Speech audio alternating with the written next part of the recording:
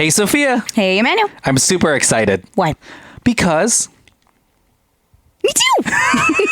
it's almost Halloween, and that means it's almost time to get scared, to get spooked. Oh, it's the spooky season. It's the spooky season. It's the spooky season. And I'm even more excited because there's another way for me to get spooked and also get a little bit of that superhero kick that I like all the time. That's true. That's basically what our pod is entirely about. Superheroes, and that is by watching the Hulu original series Hellstrom. Just in time for Halloween. Yeah. It's suspenseful, mysterious, scary, dark, chilling. It has dry humor and it's edgy. But there's also some superhero action in it. All of this in one show? All of this in one show. It's from Marvel Television. It's Hellstrom, based on some characters from comic books. And I don't have to wait anymore because it's now streaming. All episodes are streaming on Hulu right now. Oh my gosh. Well, we got to go watch it. Let's go right now. Okay, let's go. But their story didn't end there. How could there have been only one? And he's back in business. It is the worst idea in the history of bad ideas. Part 2 is the final chapter in the violent history. This time, it's personal. Testing 1, 2, 3. We're on. We're here to investigate a patient that killed 3 innocent teenagers on a Halloween in 1978. He was shot by his own psychiatrist and taken into custody that night, and has spent the last 40 years in captivity. Hello, Michael. I have something you might like to see.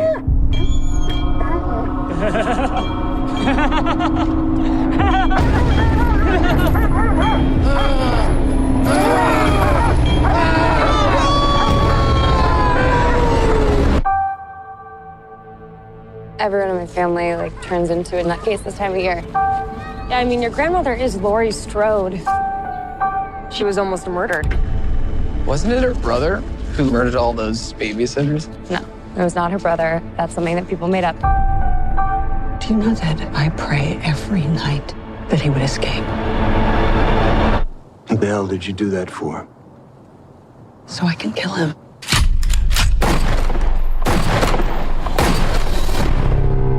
Dad, look out! The bus crashed. Mom, what bus crash? Michael escaped.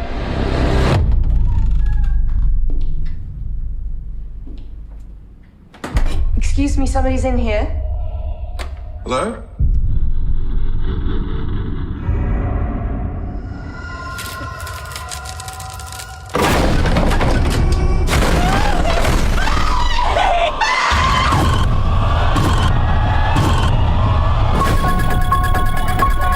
He's waited for this night.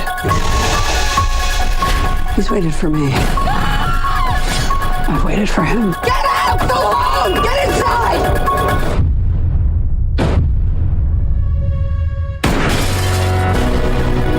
You don't believe in the boogeyman? He's here! Michael!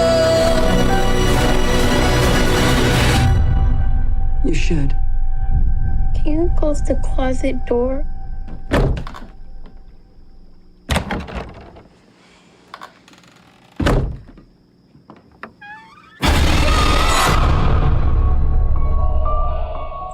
If you like podcasters, psychotic hospitals, cycles of trauma, babysitting, bad boyfriends, bad doctors, bad mothers, a booby-trapped house, and that cold final night in October, then you'll like the sequel reboot we're talking about this week. We're talking Halloween. Oh, wait, hold on. Halloween?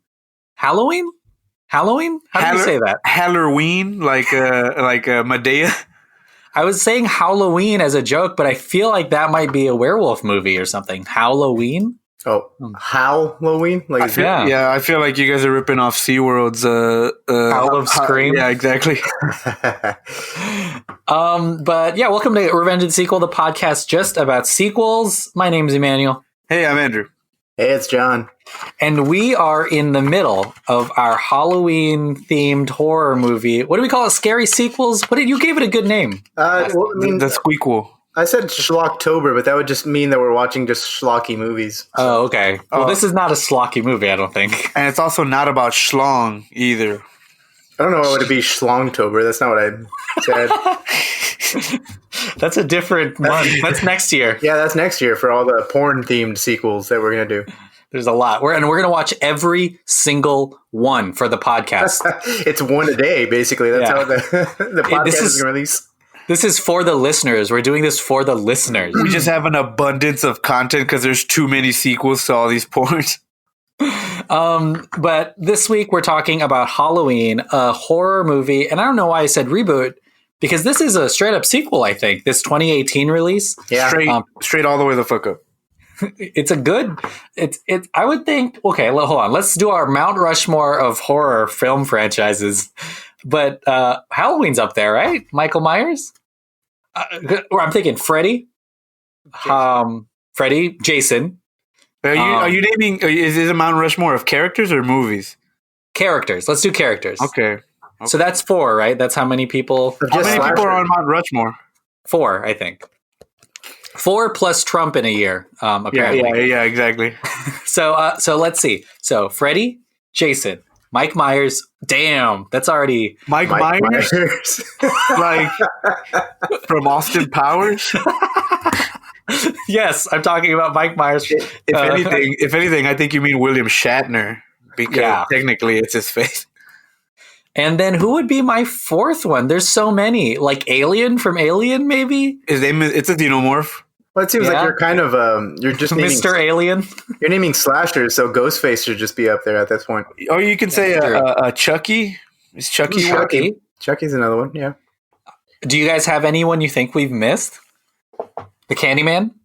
Yeah, exactly. Willy Wonka himself. Pinhead.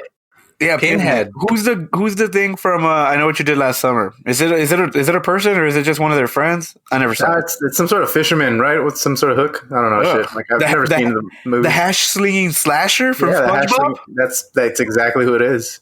And we forgot Scream from Scream. He said Ghostface. Oh, I didn't know that was his name. Ghostface Killer. But that one's not even, because isn't it always multiple people as well? So there's not really a singular. Yeah, it's a Mount Rushmore in itself, with just all the Ghostface people. You're right. Okay, who's the Mouse Rushmore of Ghostface? Mouse Rushmore. I'm just kidding. Mouse Rushmore. Oh boy. Anyways, we're talking about one of the faces, and of course, that's Mike Myers. Mike Myers. But we're talking about Halloween, the remake from I think it's probably the most recent horror movie we're talking about, from David Gordon Green, written by Danny McBride. And it's part of the Halloween franchise. Did you guys like the Halloween franchise growing up? I know it's a little older than us. I mean, not little, it's a lot older than us. Most of them are, I think. Yeah, like I think that our closest in age would have to be to either Scream or Nightmare on Elm Street. The Halloween movies, they're one of the, the Halloween franchise, especially that first John Carpenter Halloween, was one of the things that kind of popularized slasher movies. I think after that, Friday the 13th followed, and Nightmare on Elm Street, and then so on and so forth. That slasher movies. I think there were movies before Halloween that did the slasher thing, like Psycho and Black Christmas, but Halloween really kind of popularized the I guess the figure that chases after you, like the nonstop slasher who's like kind of out there, and it's this imposing force. I like the first one, John Carpenter's original movie. I didn't really I wasn't really, I guess, like a fan of the franchise, if that's what you're asking. It's a really good movie, and I did dig Rob Zombie's remake and its sequel, and how ugly those were. Like they're kind of like very mean-spirited twists on the original mythology. But I wouldn't say like I'm a giant fan of that franchise. Yeah, Andrew, what's your relationship with Michael Myers? I think I've always kind of known of The Shape, or what's his nickname? Is it The Shape? The Shape, yeah, of water. The Shape? Yeah, that's what they call him. It's like Ghostface, how you didn't know who he was until we just yeah, it's the same thing. Michael Myers is known as the Shape in his actual, because they're not gonna, I guess they do call him Michael Myers, but yeah, his secret identity is Michael Myers. His superhero name is the Shape. The Shape. Oh, these are superhero movies. I love them. Yeah, I think I've always been aware of him because of the Mount Rushmore of killers and Halloween, not Halloween, but horror figures and stuff like that. I think, quite frankly, I've associated him with like the mechanics coveralls like a lot. So like anytime I saw somebody in those, I was like, oh, they're gonna put on a mask and there's gonna be a killer. Anyone? Yeah, anyone you saw with that? Yeah, I mean, when I was younger, yeah, for sure. Even still now, and even like Us kind of does it again, except theirs are red, and Us, Jordan Peele's Us. But yeah, and so I think everybody was scared of the quote unquote boogeyman and stuff like that, but which they compare him to in this one. But I think that's why I wasn't such a big fan, because obviously I grew up with John, and so. I think when we were kind of growing up, the bad ones were coming out. So I remember like H2O coming out and stuff like that. And, which, has nothing to do with water. H2O. It's just called Halloween, 20, I guess. Yeah, I remember that. But, and so I think that's why I wasn't a fan, because, the immediate ones that were releasing at the time weren't, the really, really good ones, which is, primarily, arguably, the first two. And then, Rob Zombie's came out, which were brutal, which I expect no less from Rob Zombie. So I knew what I was getting into going into that one, which kind of makes sense, and John said it was a mean-spirited, version of Michael Myers, which is crazy because it's Michael Myers. He's killing, a whole ton of people. And so how can you get more mean-spirited than that? But just throwing in a bunch of fucks and a child trauma and stuff like that. Yeah, exactly. Which, it's implied that he came from a house of abuse, but he shows the abuse, and I wasn't a big fan of that one, but I thought it was kind of as good as a Rob Zombie movie could get. And then this one ended up coming out, and it kind of surprised me. It reminds me of The Force Awakens a little bit, because it's basically like the sequel reboot where like it still continues the old story, but essentially it's the same as one of the originals. But yeah, that's I guess my experience with Mike Myers in a nutshell. I think you hit it right on the head, because there are definitely moments in this movie that are nostalgic on purpose, but it never we have characters from the first one, but it's never like fully just a remake of the very first movie. And the ideas that this movie introduced are fresh and new, and then just the filmmaking is exciting. They even go as far as to retcon a deputy where he was like, he was the first one on the scene when it was back in the day. And I'm like, let me see. I was like, that play back the tape. Yeah, this dude's part of a minority. He's not white, or something like that. Let me go on IMDb and find out. I had always known of Michael Myers. I think he is one of the most known slashers out there. I always equated him to like the stone-faced, and I think it's funny you brought up the jumpsuit. I think that's part of it, is like no personality other than he kills people. Like he's not wearing anything that is flashy. It's actually funny that he wears a worker outfit, like a jumpsuit, because that's his job. Like his full-time job is just killing people and nothing else. And I always equated it to that. And then also the fact that he's not necessarily set in like some kind of supernatural universe or anything. Like he is just a dude who may not feel pain. And I think that's like a scary, of all of the other slashers, including Scream, this felt like it was possible. In a weird way. And it's not even just pain either. It's emotionally, like the way you said, stone-faced, like not showing emotion. Like he can kill a kid or a dog without showing any emotion. And but not a baby. Yeah, you can hear him breathe hard though. You can tell he's an asthmatic of some sort. And so all you really have to do is just throw a handful of cumin. I think he doesn't kill babies, but he kills apparently kids over 10 years old, I'm assuming. Hey, that kid had a gun. Yeah, and he didn't want it. He wanted to dance. What is the age of Michael Myers? I bet it's online somewhere, but I feel like because he is human and he isn't some supernatural ghost creature monster, that in terms of his longevity, he's got to be pretty tired by now, I feel. Because it hasn't been like 40 years since the first one came out or something crazy. And I feel like he's like a dude who's like secretly on the inside super passionate. Because why would he keep doing it this long? Like, why would he? Loves it. Yeah, exactly. And so, like, that's some emotion in itself, for sure. But I mean, I remember he was real young when he killed his sister, and that's the kind of whole thing that's kind of spiraled him down the rabbit hole of murder. He loves what he does. They say if you love what you do, you'll never work a day in your life. And I think Michael Myers is that guy. Well, let's talk about this movie. I think that it was inevitable. Honestly, I wasn't too surprised that they were making a sequel or a reboot, because in terms of sequels, horror movies tend to do the same, tends to do it often. And from the beginning, Halloween was a surprise hit. It cost less than $500,000 and it grossed millions and millions of dollars worldwide. John Carpenter was asked to like replicate that throughout his career, low budget, high reward type things. So I wasn't surprised when I heard a Halloween movie was being made. I was a little surprised who was doing it, because it was David Gordon Green, Danny McBride, and like the comedy team behind Vice Principals and Pineapple Express. So, but I knew that they were good at what they did, so I wasn't too worried. But what did you guys think when you heard that? Andrew, you can go first because it looks like John's Googling something. But what did you think about the Halloween, the idea that Halloween was coming back? I remember being really excited for the creative team, because I think, and it's always people who do comedy or horror first that end up making the overall good product. I think because of how versatile they can get with their writing.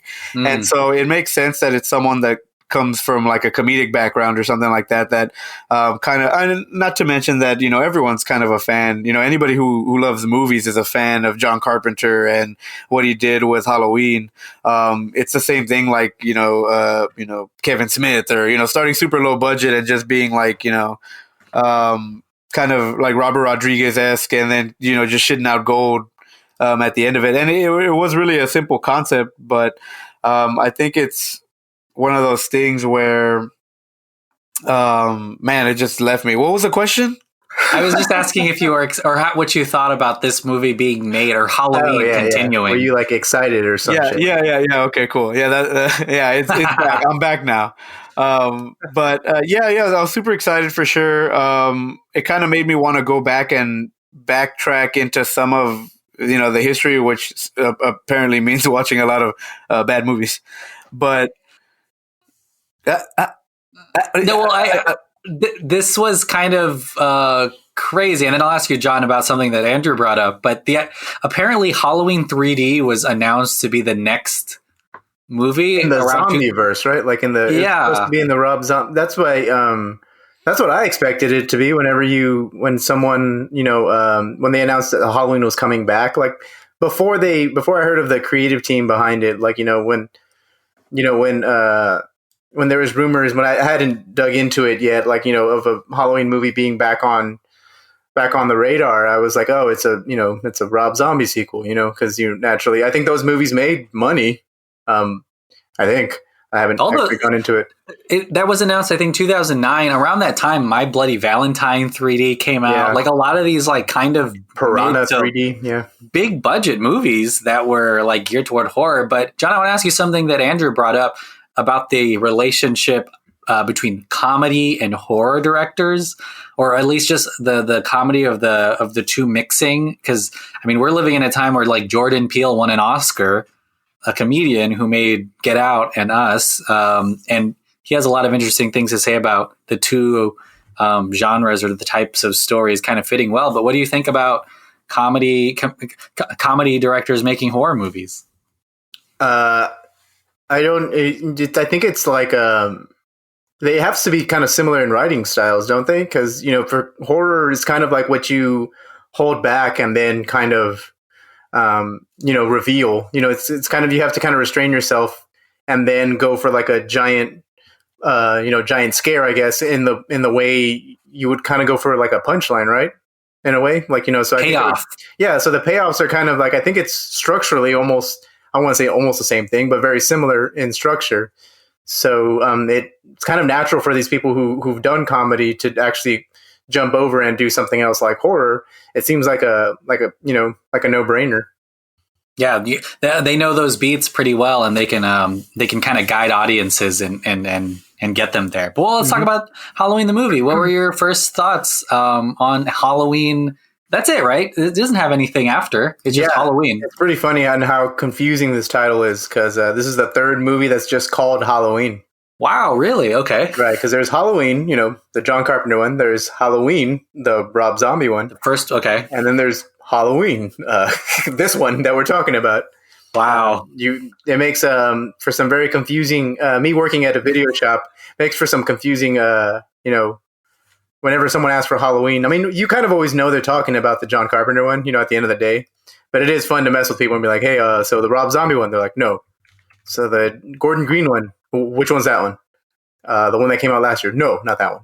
You're like, that's okay. So funny. One. Yeah. Well, John, what did you think about this David Gordon Green version? The third original Halloween. Yeah, Halloween Cubed? Wow. Not Halloween 3, because that is a movie, Season of the Witch. When I actually saw this a little later than what Drew did. I think Drew actually went to watch it in theaters. I kind of skipped it in theaters, not out of like, I didn't skip it I think I was just busy and I never got around to seeing it like in theaters. I was actually genuinely surprised at how engaging this movie was, like, because it's kind of something that's been done a lot, because Halloween, the original was one of the first like very popular slasher films. So after that one, you kind of see the same thing in a lot of, slasher movies. So I was kind of very interested on how that was going to work out in a fresh way. And to my surprise, it was actually really cool. Everything from the small comedy beats that happened, I think there's a little kid in there that's really awesome. And he's one of my favorite characters, to the actual kills themselves and how you kind of forget how scary these movies are, like how effective these scares and kills can be in a movie like this. To even like the weird take on, because I think it's a little weird, just from the fact that it retcons everything in the past. It's basically a sequel to the first movie, like 40 years later, which creates like a new timeline, almost X-Men or Avengers like, because now there's 3 Halloween timelines. Everything that was in the flick was surprising, and it was way better than I thought it was going to be. I enjoyed it the first time I watched it, and even recently, was only the second time I watched it for this podcast. Like, I've only seen, that was my second time. It still held up. Andrew? So I got the cinematic experience, which when I got to go to the theater and watch it, and it was pretty cool to see one, how packed it was and how many fans were still kicking around, which I'd assume would be a lot anyway, but because of John Carpenter.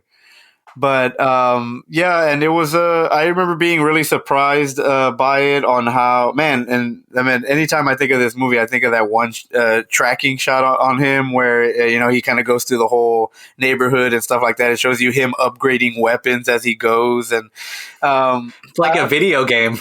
Yeah, well, and how terrifying generally it could be, because I mean, to be honest, the world's crazy now and people don't lock their doors sometimes, and he literally just walks into people's doors or windows or whatever that basically they've left open, because especially like on Halloween night or whatever.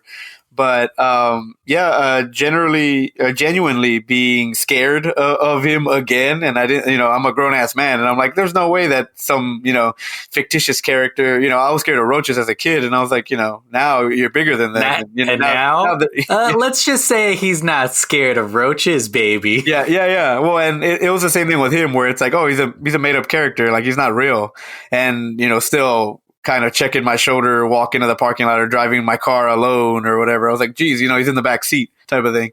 And so I'm super nervous about where they go after this with 2 and 3, because you figure it would just be a little bit more of the same stuff, unless you're going to Jason X his ass. And he was on the space shuttle tracking someone into, space and shit.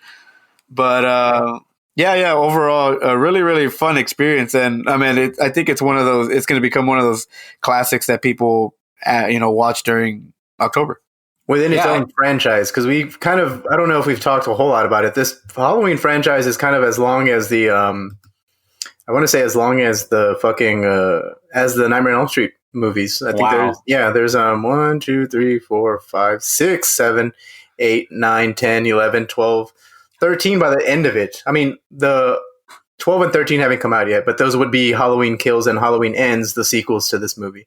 Oh my gosh, I had no idea there were that many. There's a lot, like, a lot of Halloween movies. So like, I think there's obviously a fan base for this because they kept making more of these movies. And that's why I think that probably, adds to Drew and I's nervousness about what's different about this, like, as opposed to the other 11 or 10 times before this. Yeah. Mm-hmm.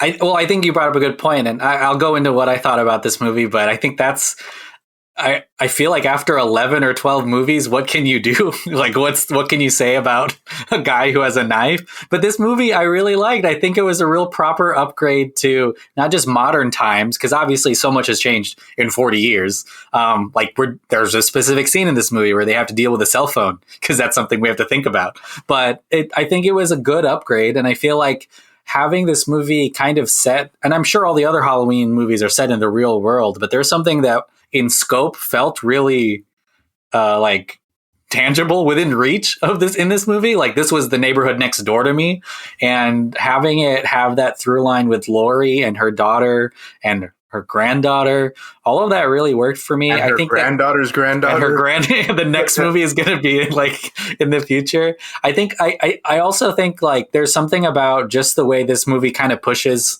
some filmmaking boundaries. Like, we talked about that one shot, but there's a whole lot in this movie when it comes to there's a scene where they light Laurie at the end of the movie just out of nowhere, and it's obviously not natural light. Like, it's very like operatic in a way when she comes out of the shadows.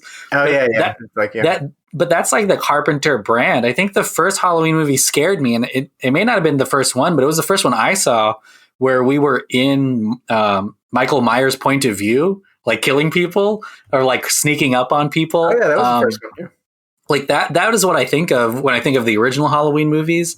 And I think that same level of just like filmmaking in a Halloween film like this is really, really long overdue. And I had a lot of fun in the movie, and it's rewatchable, surprisingly rewatchable. I don't think maybe the jump scares don't work as well the second time, but everything else does. Like, every other sequence is still a lot of fun.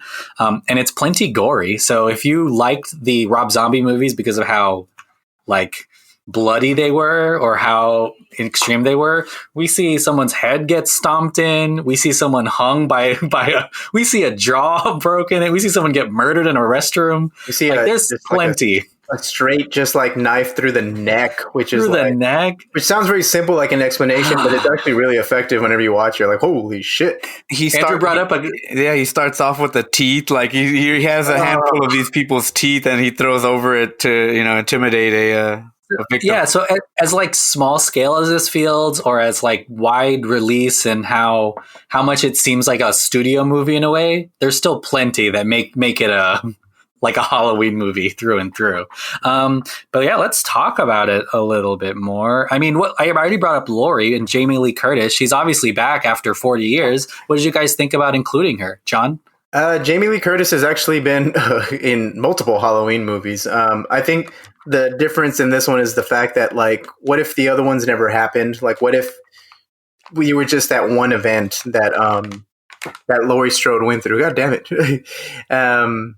Did you blow up my Capri Sun? Yeah, your Capri Sun. Mm-hmm. Yeah, it's pretty fat. Oh, it's lemon. It's awesome. I got a nice Topo Chico here. I'm just going to go ahead and plug that so they can give us free shit.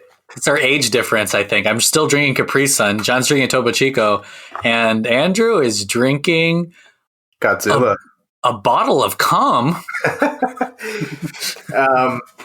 So Jamie Lee Curtis is back as Laurie Strode. She was in the 1978 film. And she also played her in, numerous films after that. Not numerous ones, but like Halloween 2, she was in that one. She was in Halloween H2O. She was in Halloween Resurrection. But the Laurie This is all like Alien. I'm thinking of Alien Resurrection. Oh shit! Then, like I think that might be on the same level as Halloween Resurrection. And isn't H2O like a movie about mermaids? No. I'm pretty sure it's also a movie about mermaids, and that's what I think of. You like Anyways, a different movie, right? Like you're not talking about like you don't just think this is a that's a new entry into the Halloween franchise. Just like No. he deals with mermaids. No, but now that you say that, there's like all these different.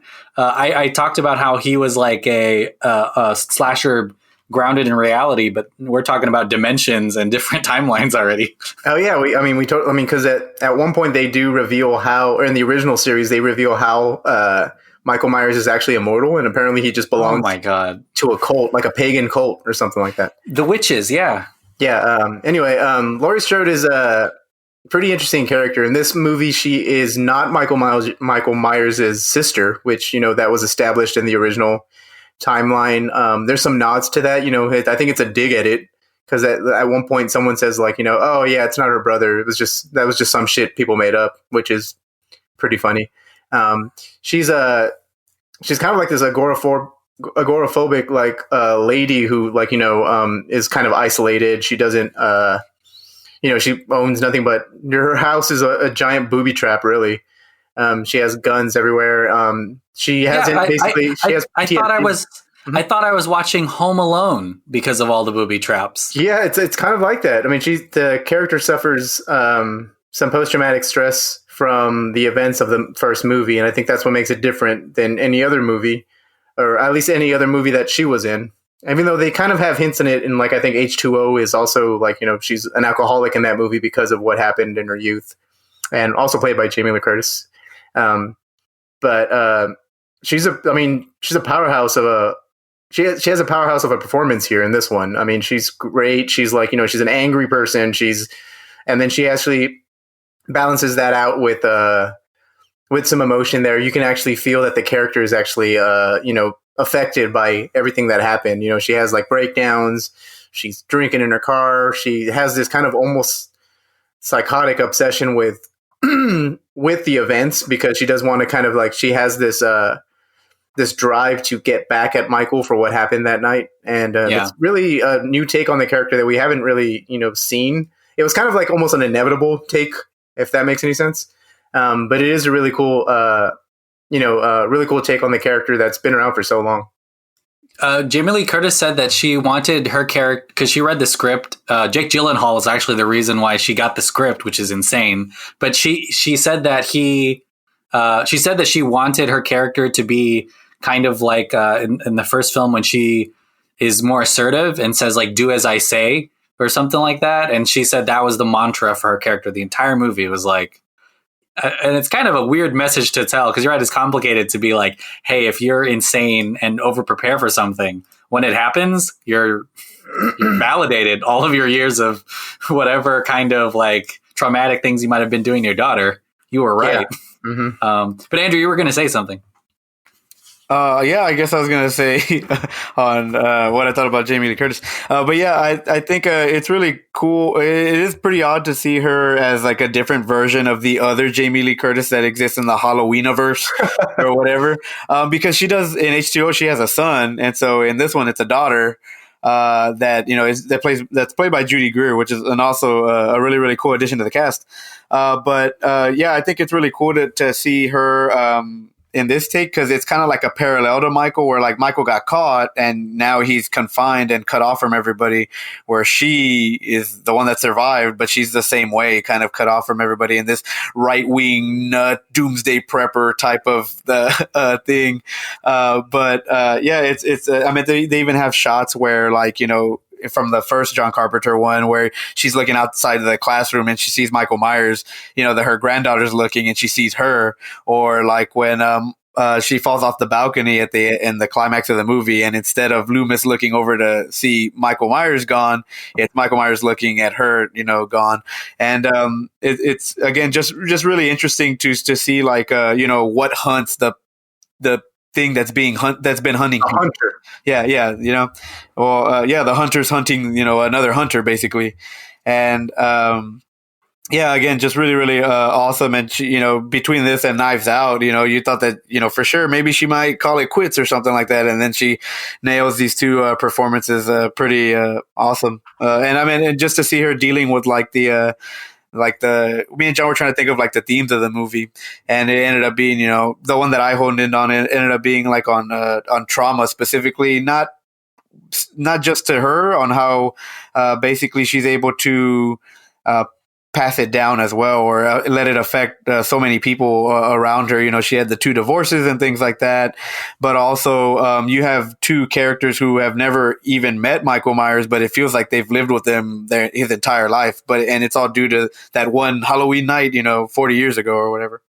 It's yeah, also, I think. Yeah. Oh, sorry. Go ahead. Go, John. Well, I was just saying, like, at the end of the day, too, it's also really cool to see Jamie Lee Curtis in a very, like, in the role that she got famous for. Like, it's kind of like watching, like what Andrew said, Force Awakens. It's cool to, it's like watching Han Solo again, I guess, in this case, because, you're watching the character that basically made her career and stuff. And then for her to go back and actually, put a different spin on this character and actually nail it. It's really awesome to see. One of the OG Scream Queens. Yeah, one of the OG Scream Queens. Because I'm sure she has, what is it, her mom or her Janet grandma? Leigh. Janet Leigh from Psycho. Boom. I think Scream Queen.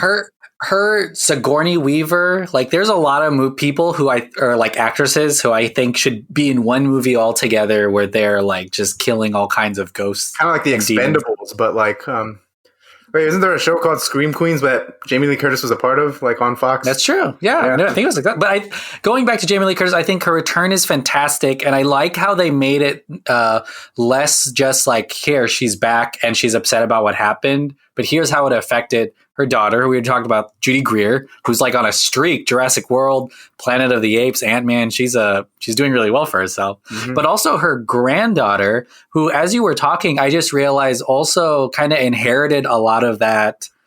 I don't want to say, I keep saying trauma, but a lot of the same kind of behaviors.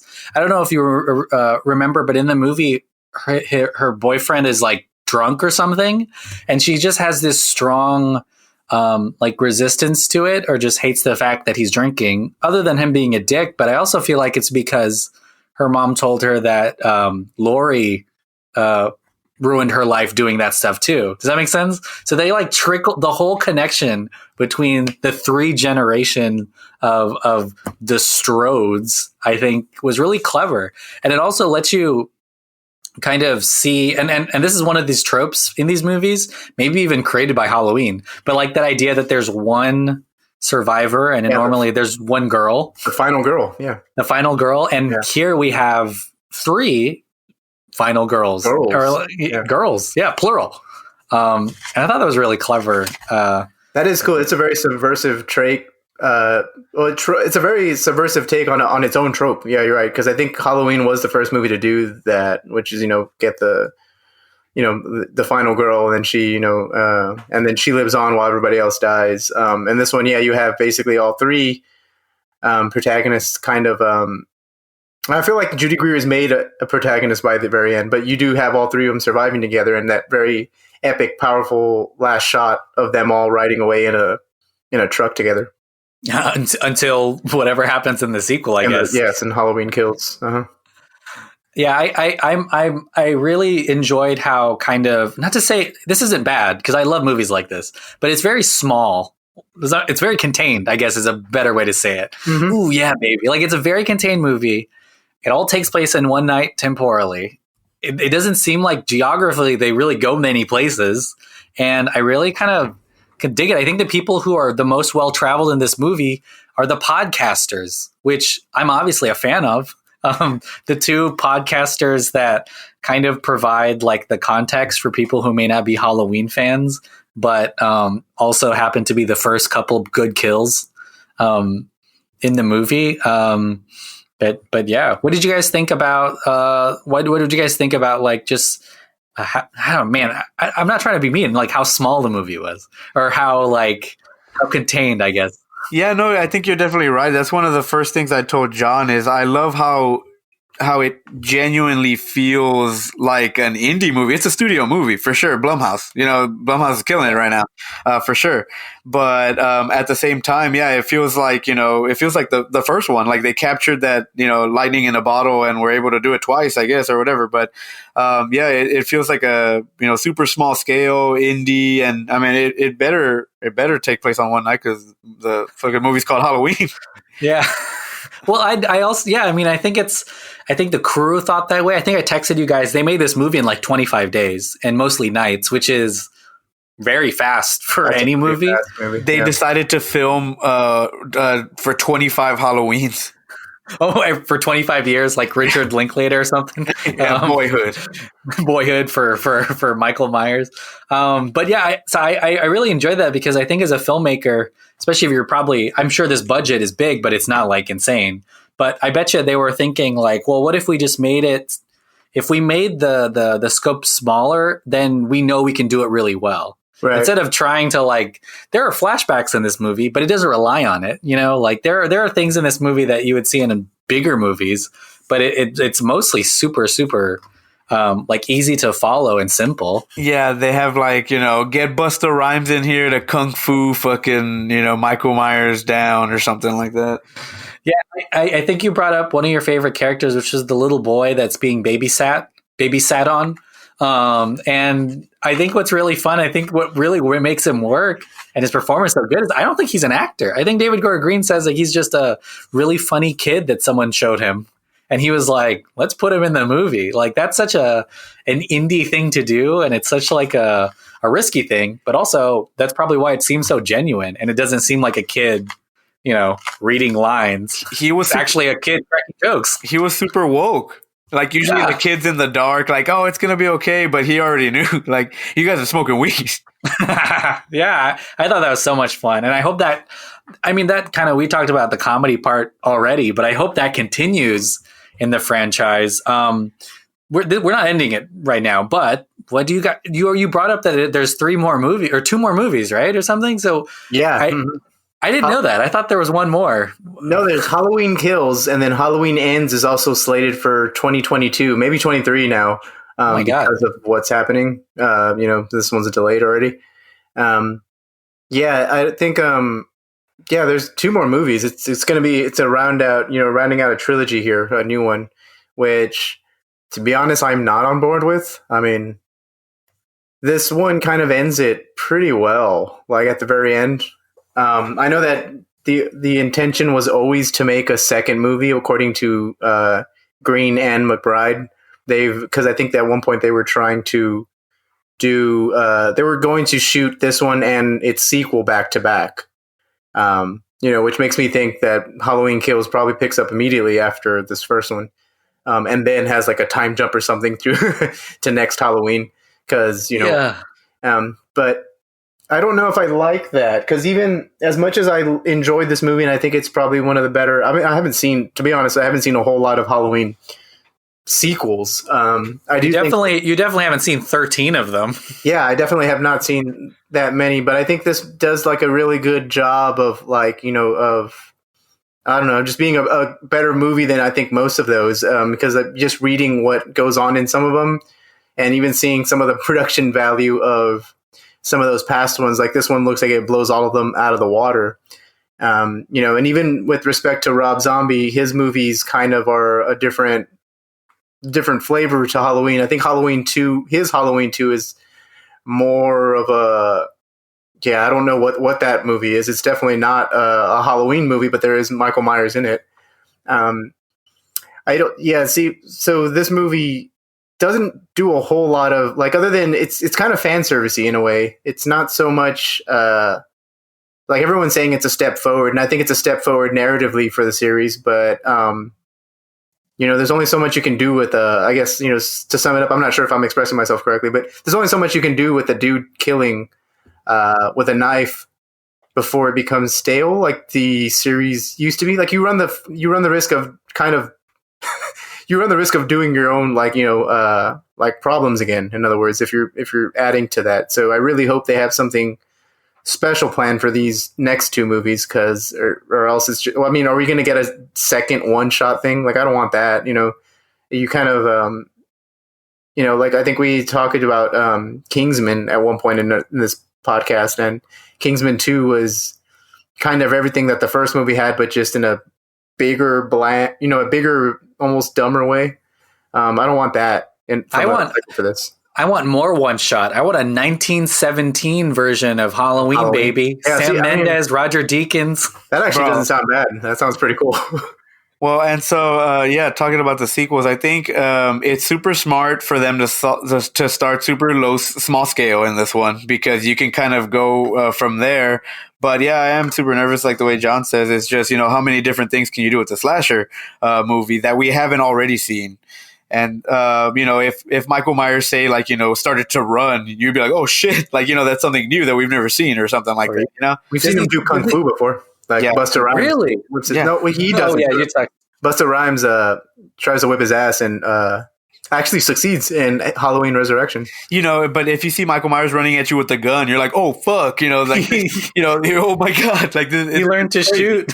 Boy, like, and so I want to see like stuff like that's out of the box. Obviously that doesn't compromise the character that came before or whatever, but the trailer makes it seem like the Fireman 1 got there ASAP Rocky, and they're already putting out the fire, and I have a feeling that's why obviously he's going to survive and stuff like that. But where does it go from there? Does he kill those firemen and then he disappears for a long time, and then Halloween next year he comes back? He heals from his burn wounds, because he's going to be all burnt up. I mean, maybe this thing is going to be burnt onto him, or like what type of stuff are you about to do? And he's a mummy.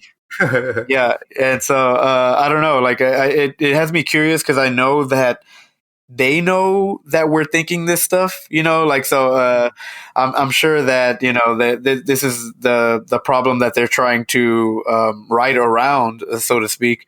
But it does get me excited, because I think of ideas like that where they can build on everything, and there still could be some cool stuff in the future, but not very likely.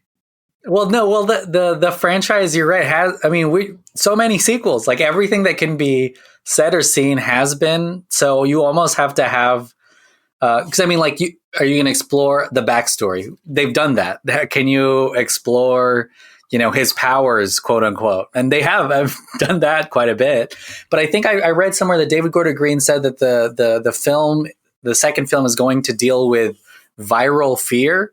I don't know what that means, but I assume it means something to do with the internet, or maybe, people dressing up as Halloween like everywhere online now, or something weird. Yeah. But I think that's a good take.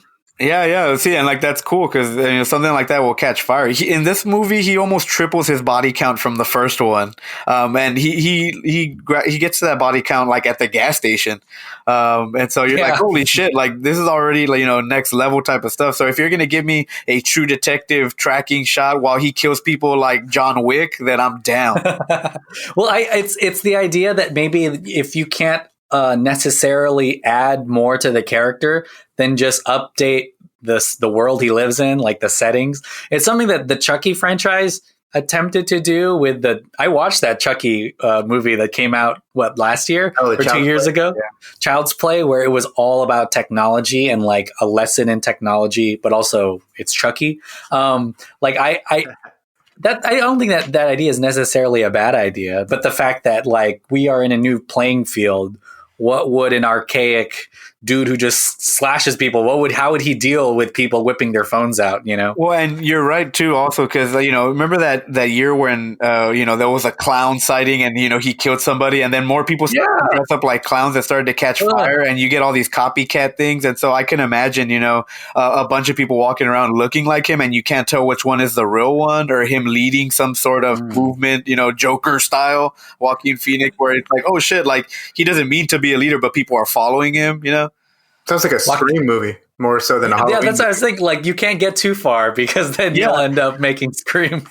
Exactly. But I do think that there are things that he can do, and I feel like, because knowing David Gordon Green and his tendency to keep the scope small and keep things less complex, I don't think it's going to get too like out of hand. Because everything he does is kind of in the same sphere. Vice Principals, which is a show, is a very like one or two main characters. It's just literally what's happening in that school for seasons and seasons. So I think that's kind of what the tendency probably is for him. But who knows if they shoot these things back to back? That'll be interesting because then I mean they're confirmed, so why not? I guess who knows when people have to go back on lockdown.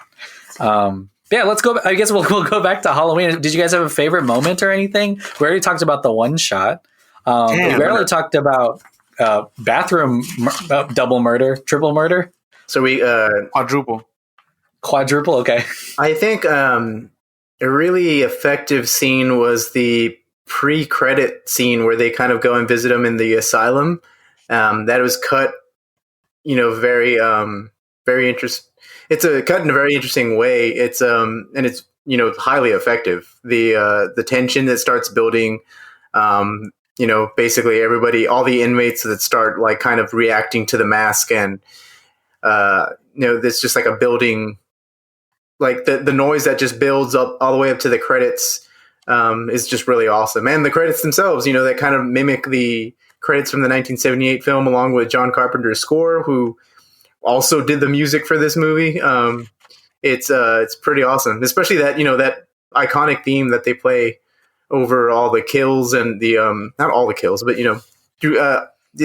basically that song that everyone kind of knows from Halloween.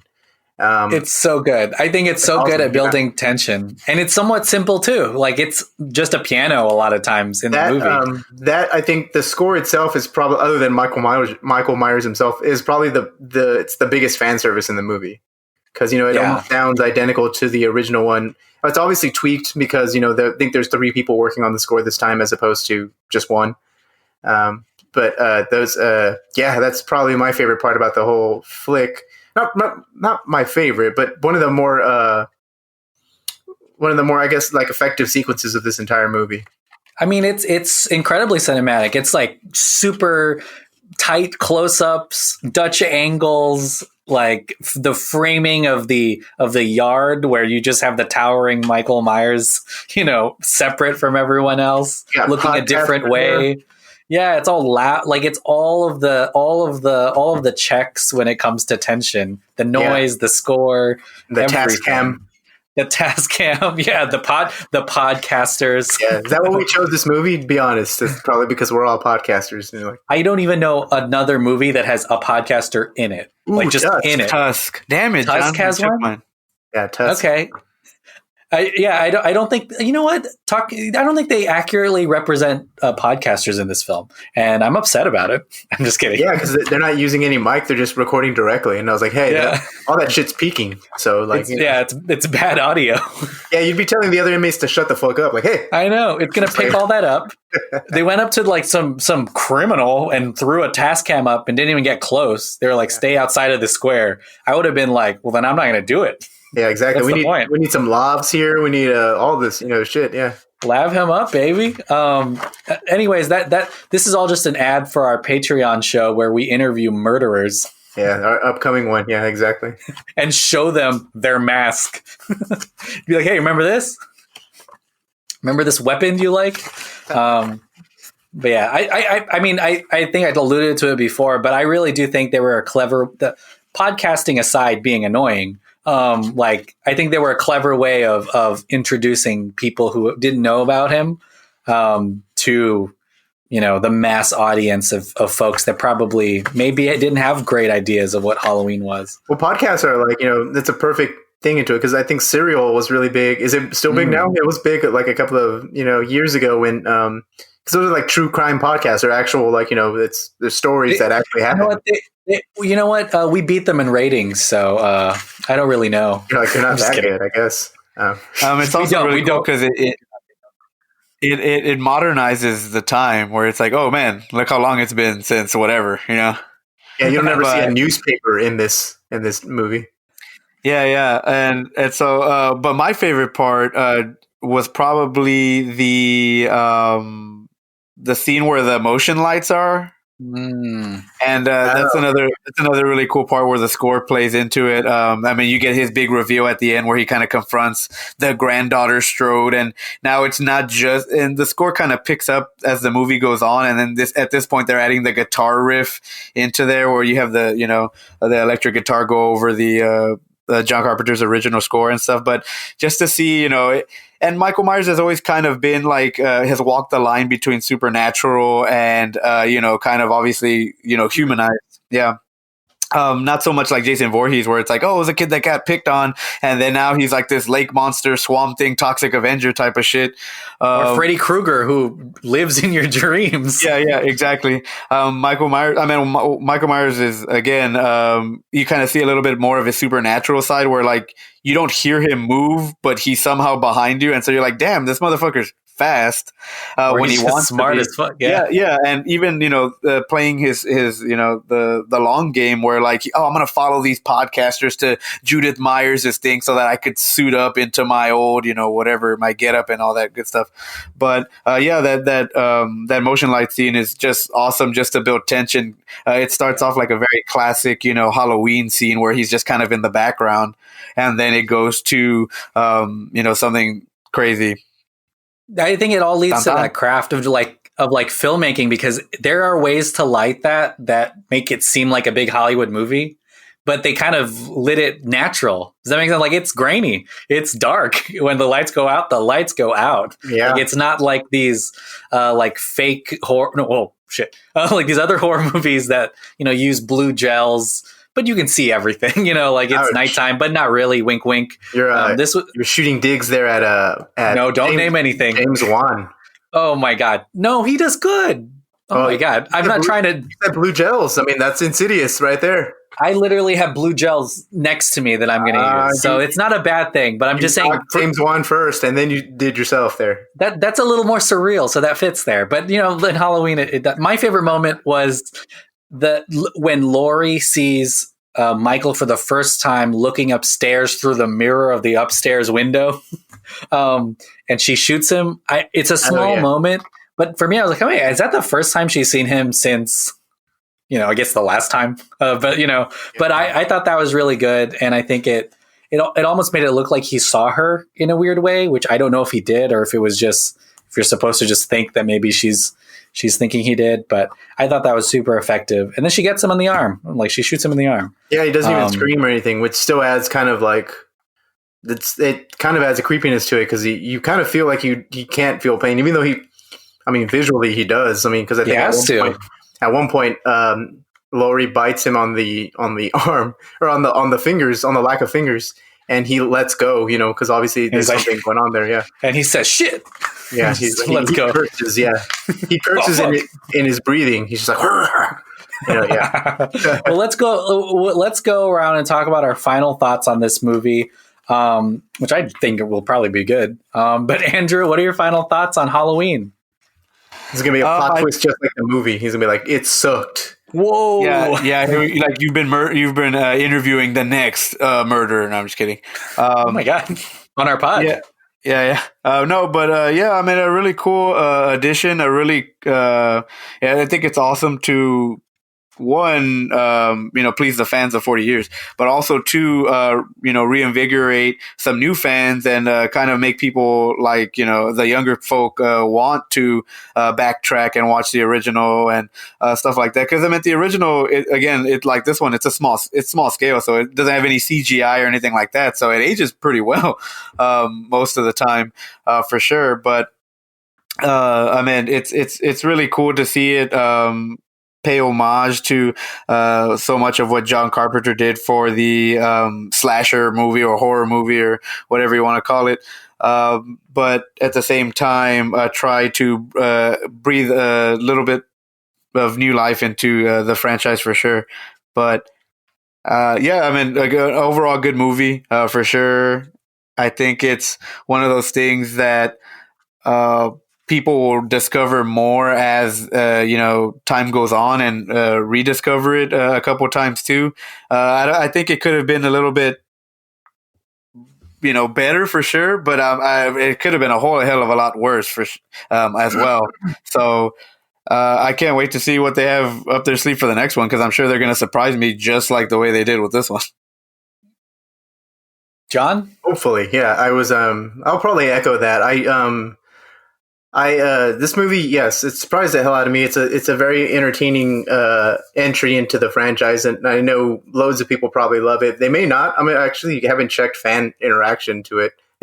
I'm assuming they do, because it made a lot of money, and they're making another one. It made more, and I'll let you continue, but it made more money than any Halloween movie ever, and it costs less than the last 5. Yeah, see, and that's great. I mean, it just really goes to show that, like, if you, it really just goes to show about what David Gordon Green and Danny McBride, again, I think that's what hooked me, originally into it, is having those names attached to it. You're kind of like, what the fuck? David Gordon Green at one point was supposed to remake Suspiria, and that already had me on board. But that's besides the point. I just, basically just the talent involved, and then for it to come out this good is awesome.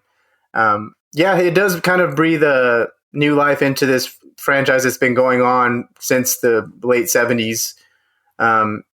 It is a throwback, and I don't think it kind of disrespects any of the stuff that's come before it either. Like, I don't think it, it doesn't. What I said earlier about it taking a dig at the storyline or the mythology about Laurie Strode being Michael's sister, I take that back. I don't think it was a dig, but I think it was just, kind of just, it was a nod to it for sure, because, that obviously is revealed in most of those movies, and even in the zombie remake, that's a central part of it. But it respects the entire franchise while kind of making its own thing. It does homage the original movie, maybe a little bit much, but if anything, in the best way. To me, is kind of like in the feel, like the way Drew said and the way you said it, Delphin, which is kind of like the way, it's a small movie, it's small scale, but it still feels kind of grand thanks to the filmmaking involved. So yeah, I mean, it's a great addition to the franchise, and I think if anyone hasn't seen it, they should definitely do it. I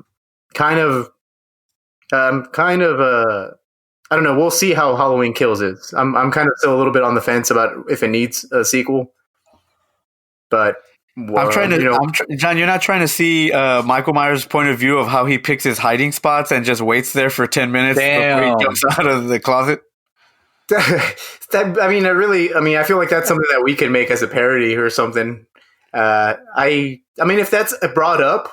Holy shit! Like, that. I mean, I'm going to see the next one. Like, regardless, it's got a fan. I mean, this one basically made me a fan of the franchise. I like I said, the other movies are kind of like, I have casual likings with them. And even the original Halloween, it's not my favorite Carpenter film, but it is, it's the one that you can't not acknowledge, I guess. My favorite Carpenter film is The Thing, but it's you can't not talk Carpenter without talking Halloween. But this one basically made me a fan, and I kind of want to go back and watch even the bad ones, just to kind of know everything about it. This sequel reboot is better than the Thing sequel reboot. Yeah, I would say that. It's crazy how John Carpenter's those movies are a lot of them are being remade to try to, and I feel like it kind of leads us to like the idea of like remaking and rebooting things don't necessarily mean that just because it worked the first time, it'll work the second time. Like, the best way to be successful is just to make a good movie. Like, if it doesn't, this movie, I think I brought it up, this movie costs less than a ton of other Halloween movies, adjusted for inflation, probably like a quarter of what the other Halloween movies cost, but ended up not just making a lot more money, but just checking off a lot more of the boxes when it comes to like a fulfilling like movie experience. So I hope that more Hollywood studios and like owners of these horror franchise take heed and be like, it doesn't necessarily mean you have to throw a ton of money at something. It just means make a good movie, like, and it will do well. Like, it's going to be successful. It'll appeal to people who aren't the biggest Halloween fans. Because I think this movie would appeal to people who had never seen a Halloween movie. I keep saying Hollywood and Halloween, and now I'm tongue tied. Halawa. But yeah, I agree with everything I said. It's so good, and I think that you can even dive into the filmmaking and how they made a movie in less than a month, mostly at night, and it turning out this way. But I think that you just have to really appreciate the fact that there's still plenty of story to be told with Michael Myers, even when it doesn't necessarily mean you're going to have to ignore some of like the horror movie tropes, because this movie has a lot of them still. You still have people go in. Yeah. People still don't call the police. People still go in to check things out for themselves, People don't ever check behind their shoulder. Like, it doesn't seem like it. Yeah. We already talked about cell phones, but only one of them is destroyed. Literally everyone else probably has a cell phone in this movie that they don't use. So it still leans into those things. And there's still moments that you're like, man, that guy's dumb. But I feel like that's also part of what makes horror movies. Like, you do kind of have to, think that you're smarter than the person who's about to die. Is it really, I don't know. I was like, is it really dumb? Because I think this franchise maybe invented most of those tropes. So they're kind of, maybe they're trying to honor them in this first movie and then subvert them in the second movie or something. A million cell phones, but yeah, I really enjoyed it. Really smart, and really good timing and everything. But yeah, go watch Halloween. It's available online. It's streaming. It's really new, so I don't know if it's going to be on like a streaming service. I know it's on Cinemax, and it was like on Cinemax, and I don't know if it was HBO or Showtime, one of those. But I know it is on you can rent it on Amazon and on YouTube and stuff. I know it's available somewhere. No, I won't say this. We might get in trouble. But that comes the end to our Halloween episode, our Halloween episode. I guess we'll go to plugs. Andrew, what do you have to plug? Is this episode airing on Halloween? Or this is coming out on Halloween Day. Ooh. Yeah, that's very appropriate. Yeah. So you Patreon users, don't listen to this on Halloween. No, I'm just kidding. Yeah, sorry. You're listening to this in the middle of August. That's showbiz, baby. But also, you Patreon people, COVID's still a thing. So wash your hands, wear your masks, elbow bumps, whatever. If you're listening to this on Halloween, hopefully you listened the first time when you were on Patreon. We can. Yeah, go vote.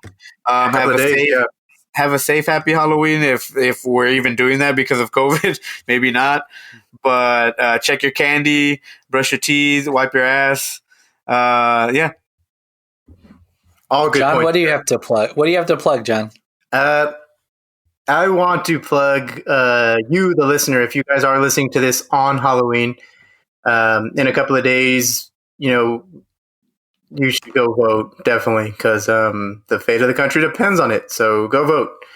Other than that, go listen to your shows at delphinpod.com. At patreon.com, excuse me. Jesus Christ. Do we still have a .com website? John, we don't own that domain name. Jeff Bezos bought it from us. I thought we did. Anyway. We still do, and I'll talk about it later. There's nothing. Yeah, exactly. There's nothing on. I think there's links to the podcast itself, so that would be cool if you want to go there. But really what I meant is go over to your Patreon. Go over to our Patreon, sign up for really cool stuff. If you haven't, we've got some really cool episodes. We got some exclusive ones. You get to listen to stuff like this very early. So much so that if you remind us of what we said, we probably won't remember, because we've recorded them, months in advance. It's totally possible we've done a Halloween episode before. It's probably actually a funny thing, funny tangent about that is that I was convinced, I think me and Drew were watching this, recently. And, I was convinced that we have done this episode because I was getting deja vu reading about it. And I was like, I could have swore we've done this shit. I have the same feeling because when I was on my podcast app, I had already listened to the same episodes of David Gordon Green interviews. I was like, when did I do this? So I don't know. So this may have been a mistake. Yeah, exactly. We might have fucked this up, and you're probably getting two different reactions. See if we've contradict ourselves if you find the older episode. But yeah, guys, stay safe out there.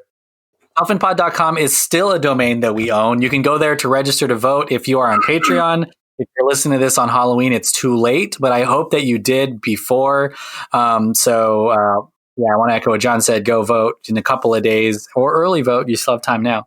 But yeah, go to patreon.com/DelphinPod. Support the podcast. There's video. I'm going to say that this video of us recording this pod will be up there, hopefully, because I actually recorded it this time. But exclusive shows you get earlier. If you are listening on Patreon right now, you guys are getting stuff in the mail by the end of the month, which is an exciting perk that happens sometimes. But other than that, thanks so much for listening. We normally thank a guest, but we don't have any. Yeah, this one was thank you ourselves. the OGs. Pat on the back. Yeah, I knew this was a little bit more chaotic than usual. Oh, we filled our time. We did good. Well, yeah, I mean, that's not what I was talking about. Actually, we went over it's always like we always go over when it's just us, and then if we were actually in the room, we'd probably even go over even more. We'd have to be fake nice to a guest. Ouch! That's just a dig to all the guests who were on. But have a good Halloween, everyone. Spooky ghosts, goblins, and ghouls. 666. Sex.